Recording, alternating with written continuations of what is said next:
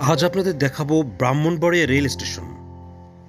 Brahmanbaria rail station বাংলাদেশের চট্টগ্রাম বিভাগের ব্রাহ্মণবাড়িয়া জেলার সদর উপজেলার অবস্থিত জেলা শহরের প্রধান রেল স্টেশন। আজ সেই রেল স্টেশন আপনাদের ঘুরিয়ে দেখাবো। এটি চালু হয় 1914 সালে। 1892 সালে ইংল্যান্ডে গঠিত আসাম বেঙ্গল রেলওয়ে কোম্পানি এদেশে রেলপথ নির্মাণের দায়িত্ব নেয়। 1895 সালের 1 জুলাই চট্টগ্রাম থেকে Comilla 150 kilometre metre gauge line এবং লাকসাম থেকে চাঁদপুর পর্যন্ত 69 কিলোমিটার রেল লাইন জনসাধারণের জন্য খোলা হয়।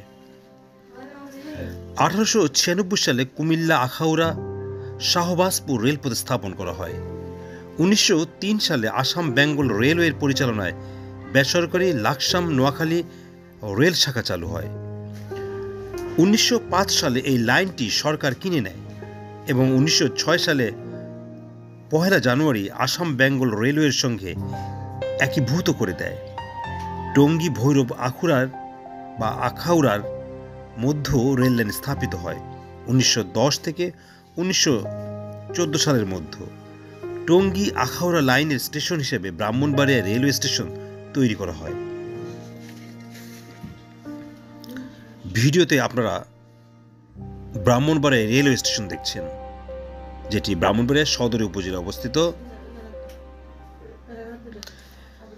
ট্রেন পরিচালনার দায়িত্ব রয়েছে পূর্বাঞ্চল রেলওয়ে। এই স্টেশনের পার্কিং ব্যবস্থা রয়েছে, সাইকেল রাখার সুবিধা রয়েছে